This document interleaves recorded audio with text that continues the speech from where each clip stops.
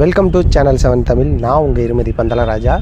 நம்ம சேனலில் பல சுவாரஸ்யமான தகவல்களை பற்றி பார்த்துக்கிட்டு இருக்கோம். அந்த வகையில் இன்றைக்கி நம்ம எங்கே வந்திருக்கோம் அப்படின்னு பார்த்திங்கன்னா, திருவெறும்பூர் எறும்பீஸ்வரர் கோயில்.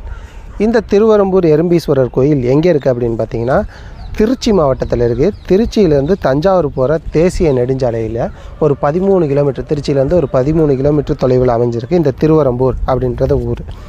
இங்கே அருள்பாலிக்கிற கடவுள் வந்து எறும்பீஸ்வரர்.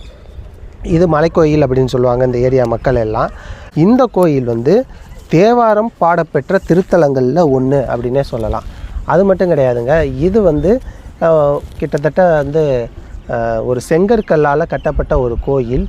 முதலாம் ஆதித்த சோழனோட காலத்தில் இது வந்து கற்கோயிலாக மாற்றப்பட்டிருக்கு.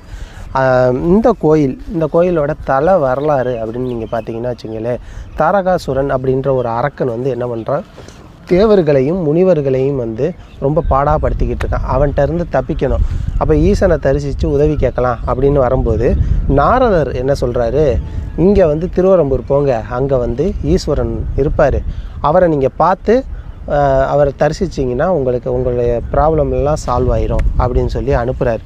அப்போ வந்து தாரகாசுரன் கண்ணில் படாமல் போகணுமே, எப்படி போகிறது, அவரை போய் தரிசிக்கிறது அப்படின்ட்டு அந்த தேவர்களும் முனிவர்களும் என்ன பண்ணுறாங்க, எறும்பு மாதிரி வடிவம் பண்ணி அப்படியே மலை ஏறி வராங்க. இந்த மலையில் எறும்பால் எவ்வளோ தூரம் தான் ஏற முடியும், அப்படியே ஏறி வராங்க. அப்போ வந்து சிவன் வந்து அவங்க அப்போ சிவன் என்ன பண்ணுறாரு அப்படின்னா, அவங்க வணங்குறதுக்கு வந்து ஈஸியாக இருக்கணும் அப்படின்ட்டு தன்னோட உடம்பை புத்தாக மாற்றிக்கிறாரு.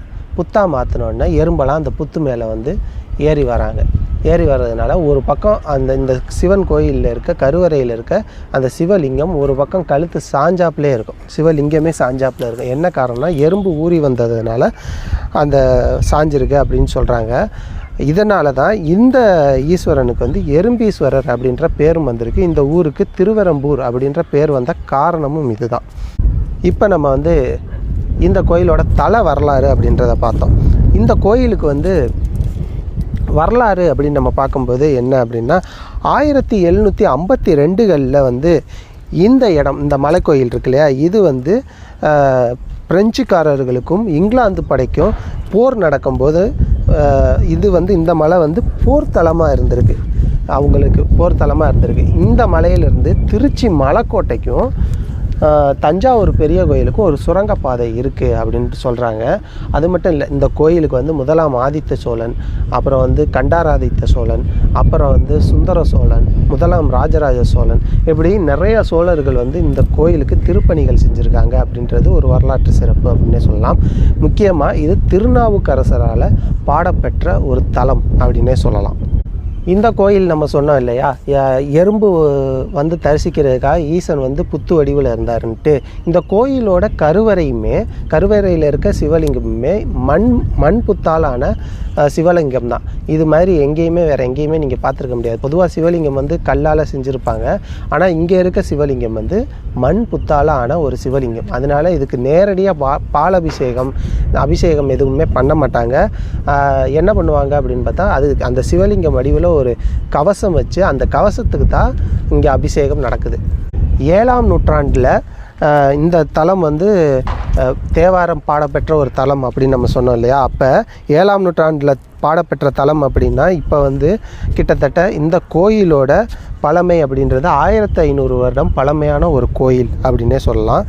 இந்த கோயிலுக்கு நீங்கள் வந்து தரிசிச்சுட்டு போனீங்கன்னா திருமண தடை விலகும், அப்புறம் குழந்தை பாக்கியம் கிடைக்கும், இப்படி நிறையா சொல்கிறாங்க. இது எல்லாத்தையும் விட இங்கே வந்து வரலாற்று சிறப்புமிக்க ஒரு கோயில், சோழர் காலத்து கோயில். கண்டிப்பாக நீங்கள் திருச்சி பக்கம் வந்தீங்கன்னா பார்க்கக்கூடிய கோயில்களில் இந்த கோயிலும் ஒரு முக்கியமான கோயில் அப்படின்னு நான் சொல்லுவேன். ஏன்னா சோழர் காலத்து ஒரு முக்கியமான கோயில், 1500 வருடம் பழமையான ஒரு கோயில் இந்த கோயில். குறிப்பாக நீங்கள் கோயிலுக்கெல்லாம் வந்தீங்கன்னா ஒரு மன அமைதியோடு வந்து கும்பிட்டுட்டு போங்க. தயவு செய்து அந்த கோயில் சொத்தை சேதப்படுத்தாமல் வந்துட்டு போங்க அப்படின்னு ஒரு கோரிக்கையை மட்டும் வச்சுக்கிறேன். ஏன்னா இப்போ நம்ம வந்தோம்ல, இது கோயில் தான் பாருங்கள், கோயிலில் என்னென்ன பண்ணக்கூடாதோ எல்லாமே பண்ணியிருக்காங்க. கோயில் மலையில் மலம் கழிக்கிறது, தண்ணி அடிச்சுட்டு பாட்டில் தூக்கி போடுறது, இந்த மாதிரியான செயல்கள்லையும் ஈடுபடுறாங்க. அதனால் இதை மட்டும் தவிர்த்துக்கிட்டு மற்ற இதை பார்க்கலாம் அப்படின்னு சொல்லிட்டு மேலும் ஒரு நல்ல வீடியோவில் இதை மட்டும் பண்ணியிருக்காங்க. அதுதான் கொஞ்சம் நம்மளுக்கு மனசுக்கு ஒரு வருத்தமாக இருக்குது.